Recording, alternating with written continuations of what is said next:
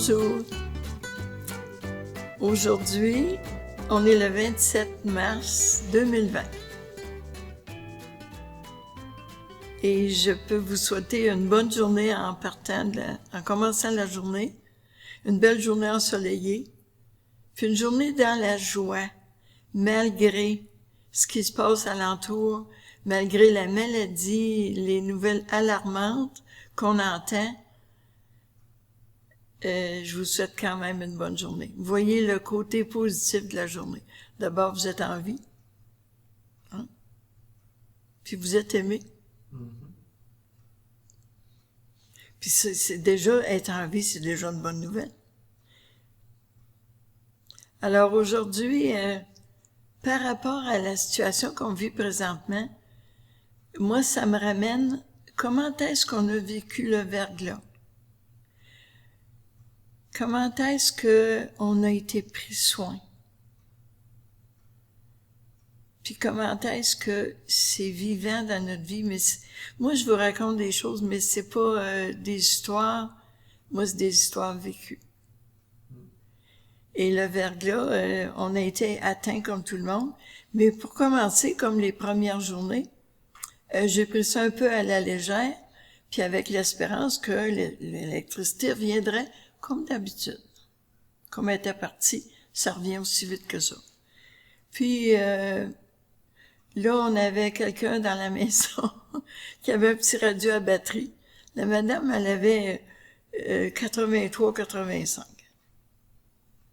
Et elle nous donnait les nouvelles par son petit radio, puis elle avait ses écouteurs. Elle s'appelait Dora, la petite Dora. Puis la madame était dans 80, et puis le prêtre aussi était ici. Bon, puis là, on écoutait les nouvelles, puis ça commençait à pas être drôle, mais on espérait.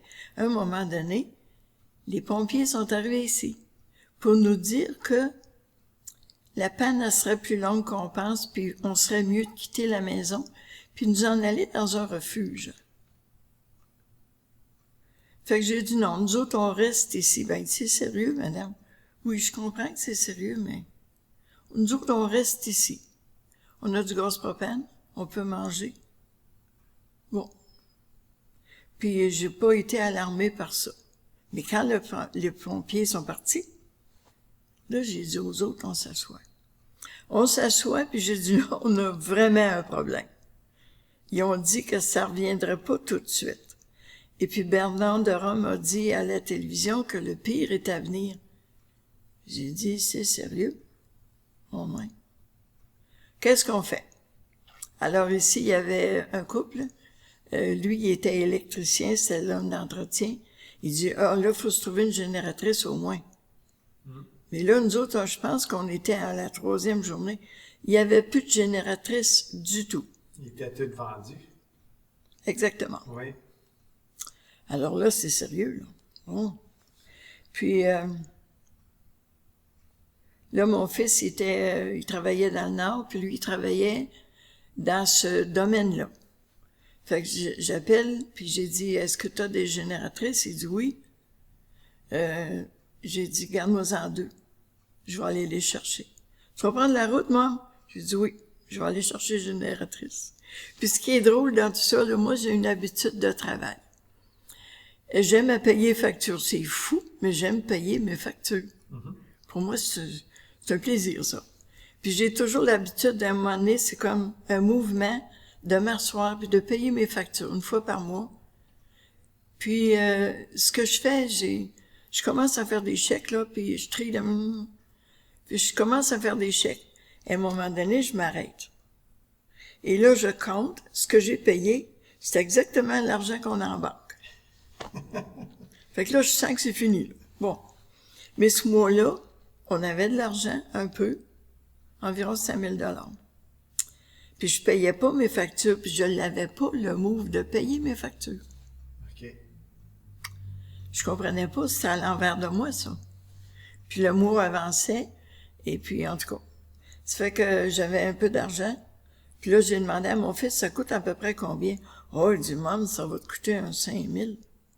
Ben, c'était l'argent qu'on avait. qu'on n'a pas payé facture. Là, ça s'en allait pour 2 génératrices. Bon, au moins, puis on pouvait avoir un peu d'électricité, alimenter l'eau qui passe dans le plafond, c'est comme... Puis on avait de la nourriture. Puis là, tranquillement, il y avait des refuges ici alentour, puis ils faisaient de la nourriture. Mais nous autres, on voulait pas aller là. On voulait rester ici. Mais à un moment donné, j'ai eu une interpellation intérieure d'aller porter de la nourriture à Alfred, où est-ce qu'il cuisinait pour un refuge. OK. Ça fait que j'ai obéi à ça. J'ai pris de la viande. On avait beaucoup de pâtisseries, donné un paquet de pâtisseries, puis la viande, je n'avais envoyé pas mal. J'étais allée porter ça. OK. Donc, c'est correct. Je m'en reviens ici, puis là, j'étais fière de moi. Puis je dis au Seigneur, tu sais, j'étais content. Il a dit, tu n'as pas donné assez. Bon. Ah ouais? Tu n'as pas donné assez. Fait que là, j'ai pris la grande marmite, grande comme ça, qu'on fait la sauce à spaghetti, pour 100 personnes. J'ai pris ça, puis j'ai empli ça de paquets de viande. J'ai été leur porter. Puis là, je me suis revenue. Puis là, ça chantait en moi. Là, j'étais heureuse. Là, je venais. Mais j'ai gardé juste quelque chose, quelques petits paquets pour nous autres. On était 5 dans la maison. Mais j'avais de la joie. J'avais fait ça, là, j'avais obéi. Obéir, pour moi, c'est important. Et puis là, j'ai dit, ben, là, tu reviens à toi, l'onction, bon, là, tu reviens les 2 pieds à terre. Ouais, t'as donné ta nourriture. Il te reste pas grand-chose. Ça me Faut fait que tu penser fasses. à Pierre qui voulait marcher sur les eaux. Un moment donné, il est revenu à lui-même. Oui, tu reviens à toi-même après. Puis là, ben, en tout cas, on a continué. Puis là, c'était la 10e journée. Puis là, la température a descendu à moins 20. Ben là, j'ai dit, l'eau, elle va tout geler dans le plafond. Là, on n'est plus capable de fonctionner. Ici, c'est une maison d'accueil. Puis on a des retraites à l'année. Puis on avait des réservations. Puis là, on pouvait plus rien faire. Puis là, je venais de donner mon argent sur 2 génératrices. J'ai pas d'argent pour appeler à l'aide, acheter des timbres, puis écrire une lettre, puis dire au monde notre condition. Je ne pouvais pas. La seule chose qui fonctionnait dans la maison, c'était le téléphone. On n'était pas coupé de l'extérieur, il nous restait le téléphone. Puis il y a 2 dames d'Ottawa qui m'ont appelé. Ils ont dit, nous là, on prie. Puis il me semble que tu as besoin d'aide. J'ai dit oui. J'ai dit, j'aurais une lettre à écrire pour dire notre indigence. Et j'ai pas d'argent pour acheter les timbres.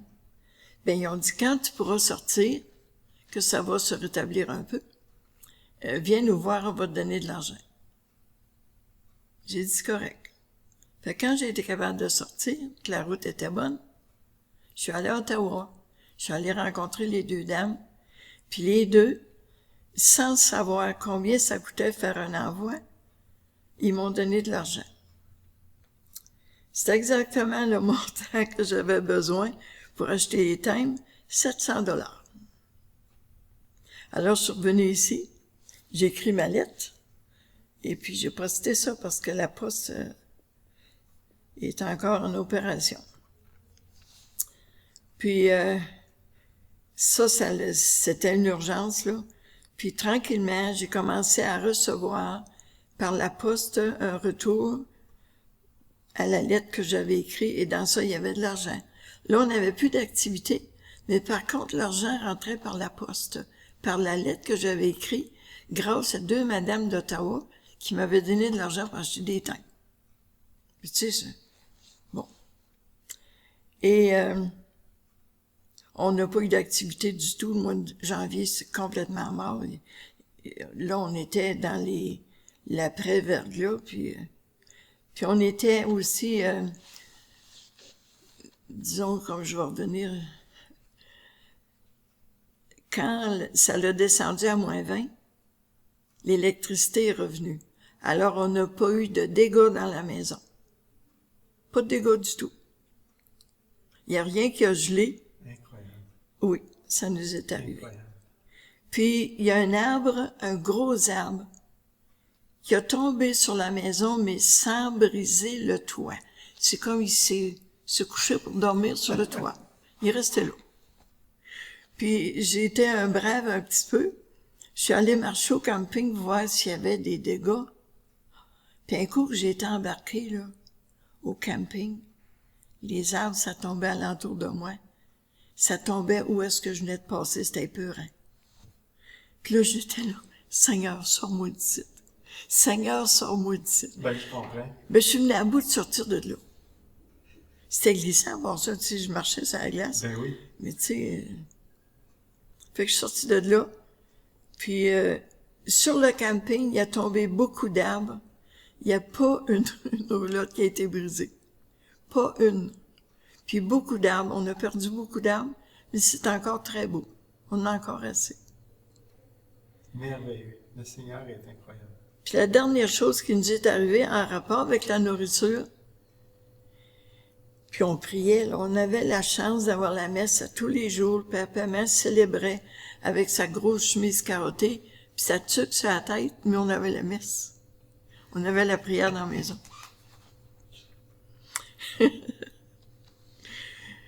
Puis on n'a pas perdu le moral pour ça, puis Suzanne était très malade.